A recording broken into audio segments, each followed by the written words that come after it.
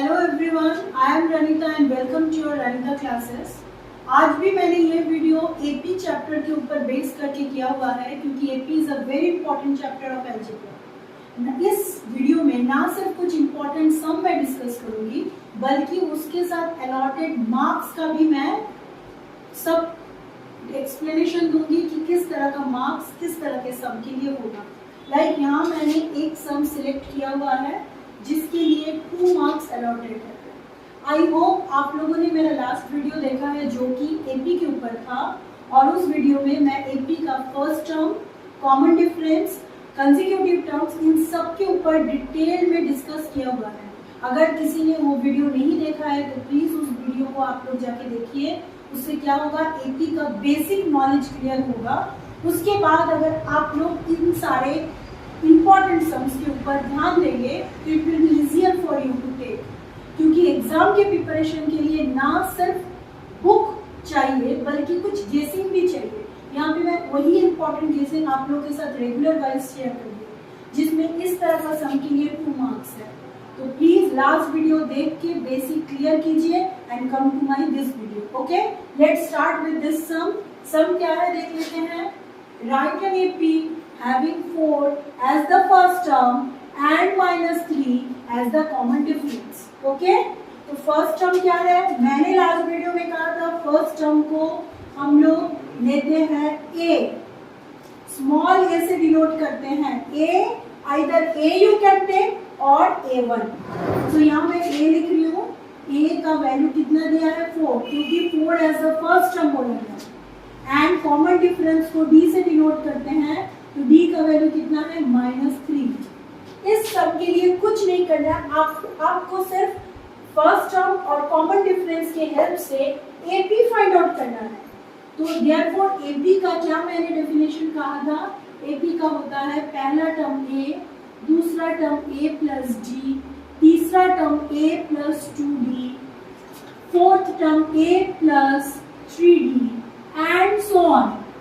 Okay, so we will do with the help of a and d, we will put the values. A means 4, so first term 4, a plus d माने 4 plus, if you will put third bracket here, it will be easy for you to put a first bracket around the d. So minus, if you are having a minus negative quantity, then you should use the first bracket in place of that. It will stop your mistakes. Okay, now 4 plus 2 into -3, then 4 plus 3 into -3 and so on. Okay, so 4 plus minus minus 4 minus 3 1, 4 plus minus minus 2 3 just 6 means -2, 4 plus minus minus 3 3 से 9, 9 से 4 minus कर रहे हो तो -5 and so on. Therefore AP equal to हम लोग के पास क्या सीरीज आया 4, 1, -2, -5 so on, and this is your answer. Now come to the next sum, that is which term of the AP 3, 15, 27, 39 and so on will be 120 more than its 21st term. This sum is also having 2 marks. Okay, so what is the AP here?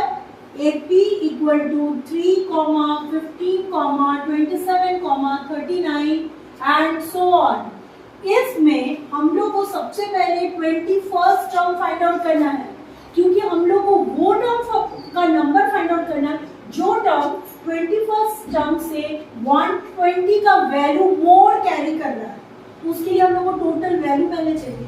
वो total value find out करने के बाद हम लोग n का value find out करेंगे। Is that clear? Now look at here, if the AP is already given we can easily find out the first term that is 3 and common difference that is A2 का value 15 है और A1 का value 3 है। तो A2 minus A1 it will give you 12. So these are the values of A and B. Now with the use of these values we are going to find out the 21st term, that is A21. A21 का formula कौन सा use होगा, A plus n minus 1t D, A के place में put होगा 3 plus N के place में look at here 21, क्योंकि हम लोग 21st टर्म फाइंड आउट कर रहे हैं, तो 21 माइनस 1 इंटू D का वैल्यू कितना 12, सो 3 into 21 minus 1 20, sorry not 3 plus 20 into 12, so what I am getting 3 plus 12 2s are 24, 240 equal to 243, that is the value of A21. Okay, now what to do, what to find out the value of that particular term, we need to find it out.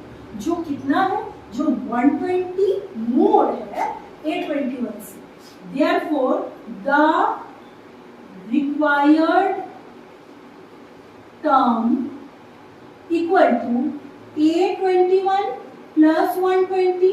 A21 का value अभी अभी हम लोग निकाले, क्या था 243 plus 120, that is how much, that is 363. ये हो गया द रिक्वायर्ड टर्म, लेकिन रिक्वायर्ड टर्म का फॉर्मूला क्या होना चाहिए, रिक्वायर्ड टर्म का फॉर्मूला होना चाहिए a plus n minus 1 d, जो यहाँ पे भी हम लोग यूज किए थे, दैट इज इक्वल टू 363. तो a कितना है, a है 3 प्लस n कितना है, that we have to find out, n ही तो फाइंड आउट करना है, तो n तो हम लोग को निकालना है, तो n वैसे ही रहेगा n माइनस 1 और d के प्लेस में हम लोग पुट करेंगे 12, that is equal to 363. So what we are taking 3 plus 12 into n 12n minus 12 into 1 12 equal to 363. Okay, so now 3 minus 12, how much we are getting, we are getting 12n minus 9 equal to 363. So 12n equals to 363 plus 9, तो plus 9 करने से कितना आ रहा है देखो तो 12 2 carry 1 7 372. It means n equal to how much, 372 by 12. 12 से cancel करो, 12 1s are 12, 12 3s are 36, 1 2 12 1s are 12. So what is the answer, 31st term. That is your answer. Now let's start the third sum. Third सम बहुत easy सम है लेकिन tricky है, और सबसे बड़ी बात है कि ये 5 मार्क्स कैरी कर रहा है. So very important for this type. Why? It carrying 5 marks and it is very easy but tricky. Okay, so look at here, what is the question? The 8th term of an AP is 0. Prove that its 38th term is triple its 18th term. What is given? Given that A8 equal to 0. It means A8 का क्या था, वही old formula, A plus n minus 1d equal to 0. So n के place में क्या होगा 8, because here n is 8, a plus 8 minus 1d equal to 0. It means a plus 7d is equal to 0. But हम लोग यहाँ stop नहीं करेंगे, क्योंकि यहाँ से हम लोग एक a का वैल्यू फाइंड करोगे, वो वाला वैल्यू हम लोग के नेक्स्ट इक्वेशन में यूजफुल होगा. अंडरस्टूड? तो यहाँ से क्या a का वैल्यू फाइंड हो रहा, a equal to plus 7d, RHS में जाके माइनस 7d हो जाएगा, and you can take it as equation number 1. I hope, is it clear? Now next, which term they are saying, 38th term. तो निकालो 38th term, वही पुराना formula, a38 equal to a plus n minus 1d means a plus 38 minus 1d equal to a plus 37d. Here we are going to use the value of a which we already had taken in equation number 1. So what to put? Minus 7d in place of a plus 37d. What I am getting? 30d. Okay, 30d. अभी यहाँ पे 38 का value मैंने take out करके मैंने उसको preserve रखा है। अभी मैं क्या निकालूंगी, next 18 term. Write down A18 equals to, A18 का वैल्यू क्या होगा, वही पुराना formula A plus n minus 1d, that is A plus 18 minus 1d, that is A plus 17d, that is in place of A we are going to put minus 17. So minus 70 plus 17d. So here I am going to get 10d as the value of 18. Now see what is the relationship between A18 and A38. A38 का value आया 30d और A18 का value आया 10d. Therefore you can write, therefore A38 is equal to 3 into 10d, क्योंकि 30d को तुम 3 into 10d लिख सकते हो. So 3 into, in place of 10d you can put A18.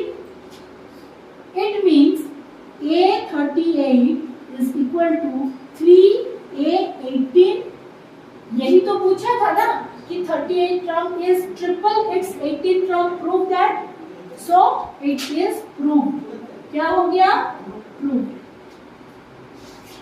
So this is a full video of AP.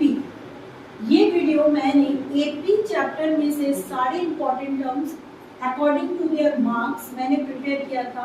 I hope ये तुम लोग के एग्जाम प्रिपरेशन में बहुत ही यूजफुल रहेगा.